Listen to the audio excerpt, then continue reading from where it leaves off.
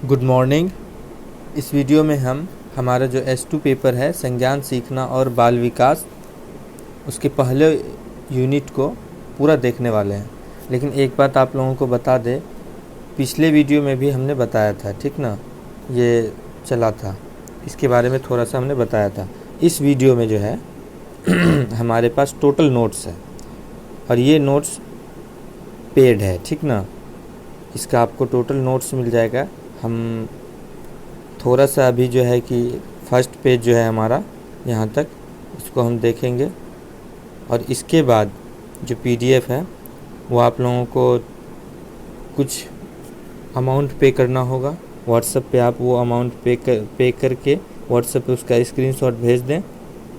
मैं आपको ये टोटल PDF और फिर साथ में एक लेक्चर भी होगा, जो कि इस टोटल जो नीचे PDF है, इसको ये जो टोटल नीचे वाला PDF आएगा अभी, उसको डिस्क्राइब करेगा वो वीडियो में, उस वीडियो में डिस्क्राइब किया जाएगा। तो जो लेंगे वो व्हाट्सएप पर, जो मैं कोई अमाउंट फ़िक्स नहीं करूँगा, हम कोई अमाउंट आपको नहीं बोल रहे हैं कि इतना ही करना है या इतना ही करना है। आपको जो समझ में आए अमाउंट आप पे करके उसका स्क्रीनशॉट हमको व्हाट्सएप पे कर दें।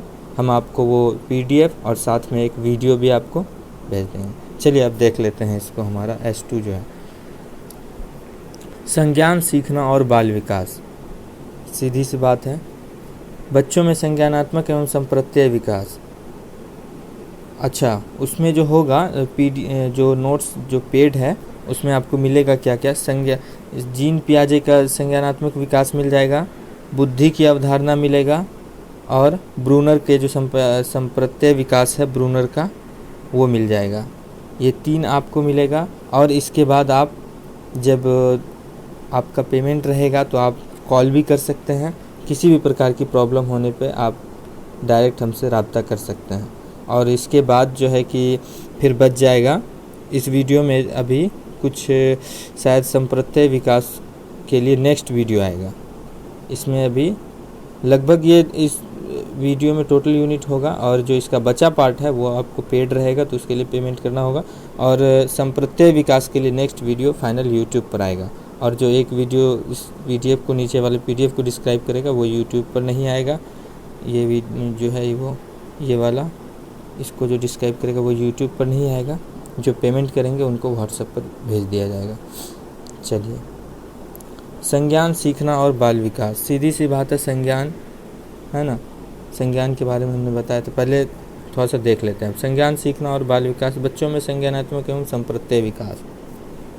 संज्ञानात्मक विकास, संज्ञानात्मक विकास, कॉग्निटिव डेवलपमेंट। संज्ञानात्मक विकास का तात्पर्य वैसी प्रक्रिया से है जिसके अंतर्गत हमारी सारी बौद्धिक क्षमताओं का विकास होता है, ठीक है। इसके अंतर्गत आ जाएगा हमारा बुद्धि आ जाएगा, चिंतन आ जाएगा, तर्क आ जाएगा, कल्पना आ जाएगा, समस्याओं का समाधान करना आ जाएगा, ठीक ना। अब देख लेते हैं यहाँ डिफिनेशन में क्या लिखा हुआ है इसके बारे में। इसके अंतर्गत सोचना, समझना, तर्क करना, समस्याओं का समाधान करना। इसके अतिरिक्त जितनी भी बौद्धिक क्षमताएं हैं सारी किसके अंतर्गत आएगी, संज्ञानात्मक विकास के अंतर्गत, है ना। संज्ञान दरअसल है क्या, हमारे दिमाग से लीजिए, इसको मेंटल डेवलपमेंट के रूप में समझिए। कॉग्निटिव डेवलपमेंट या मेंटल डेवलपमेंट जिसको मानसिक विकास बोलते हैं, दोनों एक ही है। इसी के अंतर्गत हमारा भाषाई विकास होता है और जितना भी दिमाग से रिलेटेड कह लेंगे, मानसिकता से रिलेटेड, वो सारा कहाँ आएगा, संज्ञानात्मक विकास के ही अंतर्गत आएगा, जिसमें हमें अमूर्त शक्ति का प्रयोग करना पड़ता है, ठीक है। अमूर्त मतलब अमूर्त और मूर्त, ये 2 शब्द आता है, ठीक ना। मूर्त कंक्रीट जो हमारे सामने में हो, जिसको हम देख करके उसके बारे में कुछ कहते हैं। और संज्ञानात्मक विकास का जीन पियाजे का जो विशेष संदर्भ कहा गया है उसमें है क्या, उसकी 4 अवस्था है, जिसमें मूर्त अवस्था को भी शामिल किया गया है कि आदमी देख के भी उसके बारे में बता देता है, ठीक ना। और है कि एक फिर जो अमूर्त आता है, ये आता है फॉर्मल। ये कहने का मतलब हम देखेंगे नहीं, कभी देखे होंगे, लेकिन अब जो बोलेंगे उसके बारे में बग़ैर देखे बोलेंगे, ये हुआ अमूर्त। मूर्त में जिस सामने होगी वस्तु या कोई भी चीज़ तो हम उसके बारे में बताएंगे, उसके बारे में चिंतन करेंगे, तर्क करेंगे, अपना विचार देंगे। अमूर्त में है क्या, वो वस्तु सामने नहीं है, लेकिन फिर भी हम उसके बारे में अपने अमूर्त चिंतन, अपने जो ज्ञान शक्ति है उसके आधार पर हम सोचेंगे, विचार करेंगे, अपनी अवधारणा देंगे, है ना। ये हो जाता है अमूर्त। अब देखते हैं आगे, बुद्धि। बुद्धि क्या है, इसका शाब्दिक अर्थ, हाँ, बुद्धि का शाब्दिक अर्थ है ज्ञान शक्ति और मेधा, है ना। अब देखते हैं आगे, बुद्धि का शाब्दिक अर्थ है ज्ञान शक्ति और मेधा। यह एक अनुमानित ज्ञान शक्ति है ना। बुद्धि एक अनुमानित ज्ञान शक्ति है, क्योंकि इसका जो ज्ञान है हमें प्रत्यक्ष रूप से नहीं होता है कि कोई जो व्यक्ति है या कोई जो बच्चा है उसको 1 किलो बुद्धि है, 2 किलो बुद्धि है, हम ऐसे थोड़ी ना देखते हैं, या एक अमाउंट ऐसे ले लेते, इसको इतना बुद्धि है, इसको इतना बुद्धि है, नहीं हम देखते हैं ऐसे। इसका ज्ञान हमें कैसे होता है, अप्रत्यक्ष रूप से होता है, प्रत्यक्ष रूप से नहीं होता। हम देख के नहीं पता कैसे, उसके व्यवहार से पता चलता है, किसी के भी कार्य से पता चलता है, उसकी कार्यशैली से पता चलता है। अब इसको एक उदाहरण द्वारा हम समझते हैं। यदि कोई बच्चा कक्ष में आप पढ़ाने गए, आपने कोई कविता दिया याद करने, सारे बच्चे को दिया, किसी ने 4 लाइन का कविता है, कोई बच्चा 2 मिनट में, 4 मिनट में, 2 मिनट में याद करके आपको सुना दिया, दूसरा बच्चा 3 मिनट, 4 मिनट, 5 मिनट, ऐसे करके।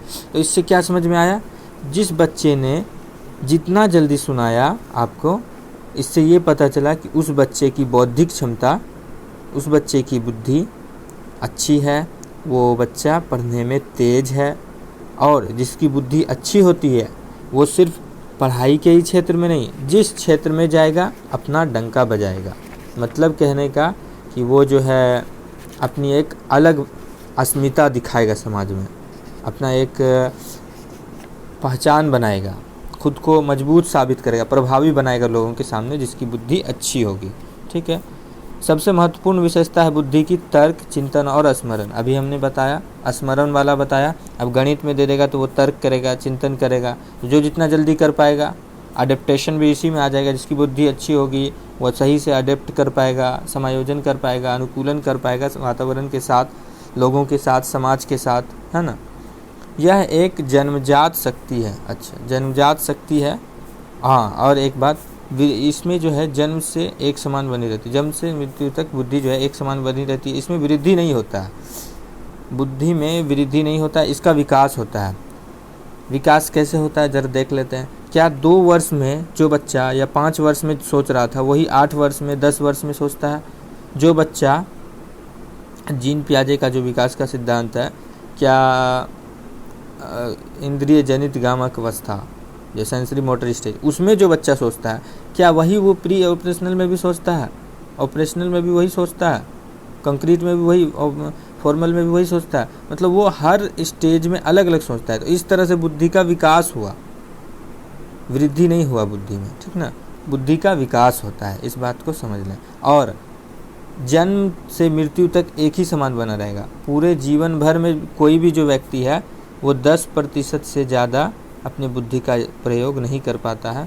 आइंस्टीन के बारे में कहा गया है वो 16 या शायद 13% उसके बारे में कहा गया कि उन्होंने इस्तेमाल किया है। इसीलिए उनको एक ब्रिलियंट पर्सन के बारे में कहा जाता है, उनकी IQ बहुत अच्छी थी। अब आता है हमारा संप्रत्यय विकास। अब है संप्रत्यय विकास।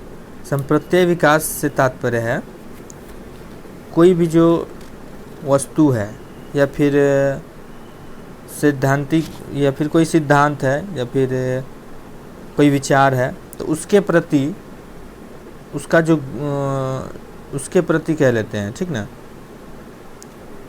जो मानसिक प्रारूप बनेगा, बच्चे के दिमाग में बने या किसी भी व्यक्ति के दिमाग में बने, वो प्रारूप ही असल में संप्रत्यय विकास कहला जाता है।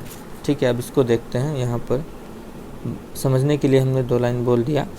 बच्चे परिवार से, विद्यालय से, समाज द्वारा विभिन्न प्रकार के नए एवं पुराने ज्ञान सीखते हैं। सही बात है। ये हमारा शायद तीसरा चौथा यूनिट में है। चौथा यूनिट में इसको पढ़ना है S2 में, अल्बर्ट बंडूरा के सिद्धांत को। उसका भी आपको नोट्स मिल जाएगा। पावलव का है, वो भी मिलेगा।